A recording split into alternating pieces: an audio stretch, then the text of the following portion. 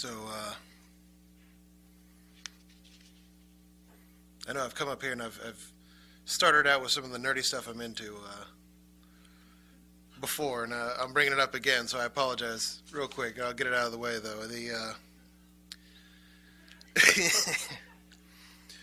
But recently I had just read last year I read this massive fantasy series, and I was so exhausted at the end of it. I was like, I got to branch into other genres. I can't do fantasy right now. It's just huge books.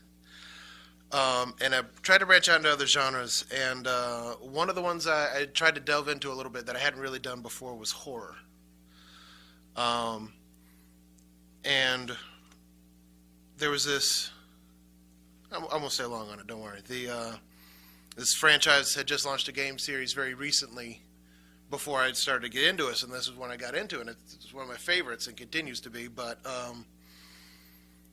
I assume are familiar with Chuck E. Cheese, the pizzerias. It's got the animatronic guys the band up on the stage.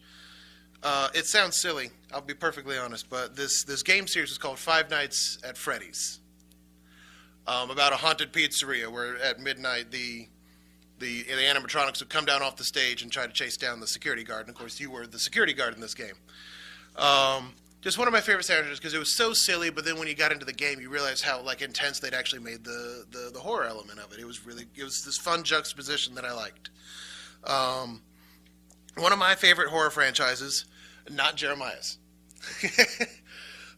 Jeremiah couldn't stand it if it got brought up around him because he was like, okay, cool, stuff that Dad's got into before has been cool, so he tried it out and not a fan. Couldn't stand it getting brought up even. Until I recently realized I had watched a video someone put together about it, and the games had actually left a latent clue in all the games, and more so in the last one that they did, that all of it was actually each game had actually been a series of one kid's nightmares about the pizzeria. I told Jeremiah, I was like, normally I bring this up, Sherry yells at me because he has a nightmare before I get home, and she's got to coax him back into bed and stuff like that. So, but I told him this at the risk, I knew, if I brought it up, but hearing that, he was like, what? And so I was like, no, this clue and that clue and stuff like that. I was like, this is all just one big dream that this one kid is having. And he's like, really? And he's like, what else? And I was like, well, this one character's monstrous appearance is just the fact that this action figure had been ripped apart. And so in the dream, it was like this monstrous thing with gears showing and stuff like that. And he was like, well, how would, just a broken toy turn into a monster in a nightmare? And I told him that because a lot of the times our own fears are always made bigger in our own heads. I've actually had my own nightmare I've been dealing with every once in a blue moon the past couple of years. I'm at work, and I'm in the dining room, and suddenly it starts filling up. I'm turning around, and people are just there. People haven't walked in. There's just more tables that have sat themselves, more and more people, and I can't find other servers. And so I run to the back, and I run up, and the dining room is now bigger, and there's more people. And the details are always different. There's more people every time. Whenever I do find a server, it's always the slackers, the ones who don't want to do the work, the ones that are trying to get out of stuff, the people that are just outright not listening to me. One time it was even the back of the restaurant that instead was getting bigger and warehouse, it literally turned to a warehouse facility with forklifts and everything. And I kept having to run further and further back to try to find the thing I needed. Over and over again, I'd had this dream a few times. Not like every single night, but I was there and I'd wake up stressed and I'd be like, crap. I told Sherry about it. She was like, I think it's something isn't it called a never-ending hallway dream or something? And, I think I've mentioned my work enough that everyone kind of can pick up the fact that I'm stressed out about my job.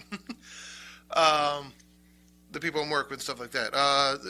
The slow months at the restaurant, because I'm still technically a server and most of my wages are brought in on tips. Slow months are hard, and a lot of the good months we end up spending catching up. And to start bringing this forward, 3 Fridays ago, I think, I'd been thinking a lot about the bills that we had coming up. The beginning of December, still hadn't had a big crowd yet. December's supposed to be a good month. So I started, I was worried and thinking about it. Me and my boss had a disagreement and ended up yelling at him, which is out of character for me. And I told him afterwards, like, wait, was I really yelling? Because I didn't realize I was. So me and him sat down and we had a talk, because he said, this is out of character, what's up? And so, he asked some questions. I told him what I'd been worried about. And as it turns around, right around the corner, literally over the past week, he had just tons of parties. Real big groups, planned up, bunch of catering orders, all of which he wanted me to be on to make sure that I was getting money. And he was already talking to his accountant about, after the holiday season, once it calmed down again in January, moving me to a more managerial position, trying to get me at least some kind of a raise because, we've brought up our living situation where we're at right now. The Sherry doesn't feel safe there. He doesn't like it either. He was like, man, I care about you guys. Sherry's like a daughter to me. I've known her half her life. I got a picture of your kid somewhere in my office, and he started looking around for the pictures right behind his head. I could see it, but, so all this was here, all this was already here and right around the corner. And I had allowed my fear and my anxiety to overwhelm me and cause me to act out of character for myself and out of a Christian character as well, to holler at him. And I hadn't realized that God was already providing the solution to our situation. That he hadn't forgotten about B, and that he still had a count on the hairs on my head. It brings to mind, for me, mostly because I just finished reading the book, as much as you can finish reading an audiobook. You probably have heard of it. It was a big deal for a little bit. I Am Malala. The story of that girl who, she was a Pakistani girl, although she doesn't consider herself a Pakistani. But her area was part of Pakistan. That's aside. I'm sorry. But she was, her and her father spoke out for education rights for all kids, whether they were boys or girls. They were saying, like, how can the Taliban say girls can't go to school, but they want girls to be doctors for other girls, and they can't go to school. And she spoke out. She was very vocal about this. Her and her father would get invited to events, and they would speak. They had spoken to a lot of people. And the Taliban, she was on the bus on the way home from school. She's 14, 15 at this point. 14? Thank you. Audiobooks. I don't remember all the details as much as I'd like to. But on the bus, she's on the way home, and the bus gets stopped by a couple of guys. One guy jumps up into the back of the bus. I keep saying bus. She called it a bus, but she admits it was just a Toyota truck with some benches in the back. Jumps up in the back and says, "Who is Malala?" And all the girls kind of looked at her. She was the only girl who, she was wearing a headscarf, but her face was showing. And he shot her point blank at the head.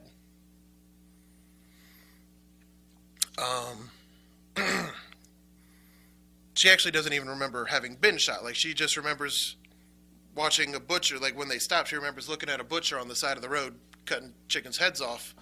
And 1 week later, she wakes up in the UK. Let's see. To kind of go over this, I don't want to spend too much time on the story of it, but right out of the gate, they bring her to the hospital because everyone knows who she is. She's Malala. She's that girl. In the area, they all know her.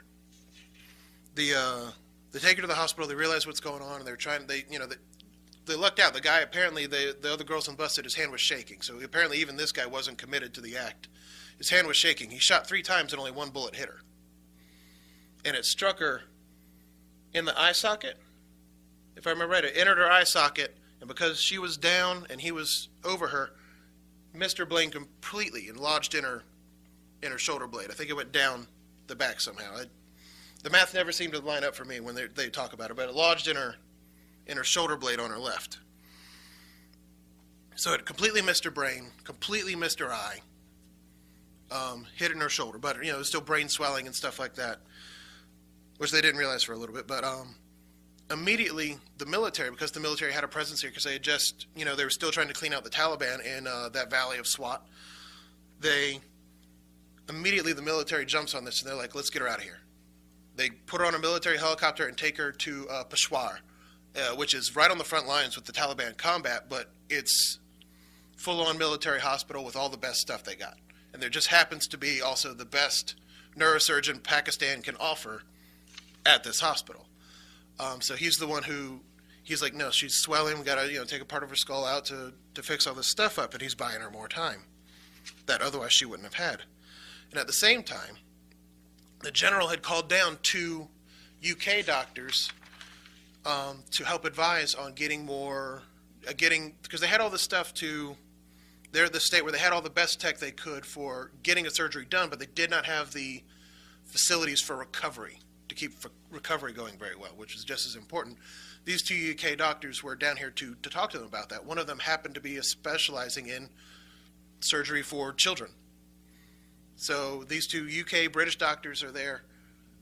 They're about to be flown out the next morning, and then the general hears about Malala coming in with all this stuff. They said, hey, can you go take a look at this for me real quick? And they end up staying longer to take care of her, and they end up making sure the stuff can get done to get her up to UK to a better facility for her recovery.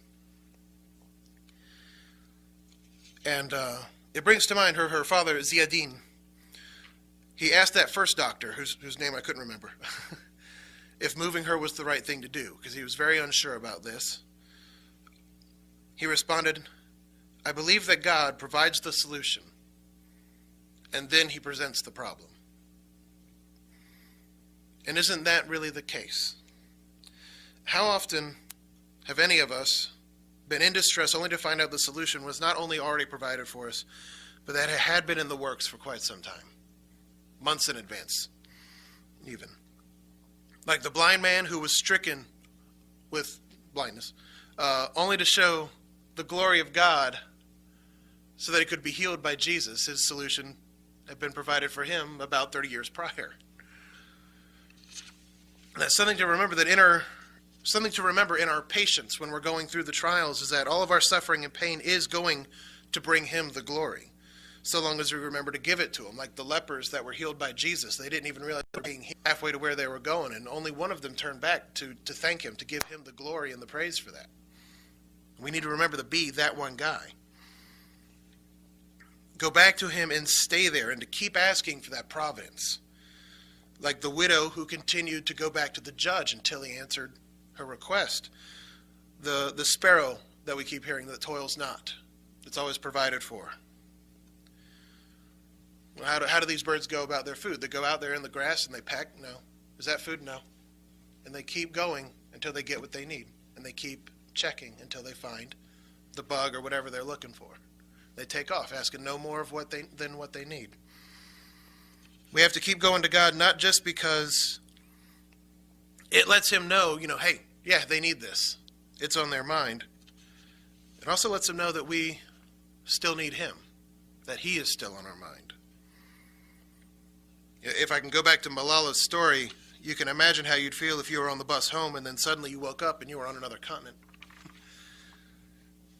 Feeling alone only further augmented that alone feeling, because no one was really allowed to tell her but so much of what had happened and what was going to be happening, to the point where, they had to shave her head for the surgery. She thought the Taliban had done that to her. She had no idea what was going on.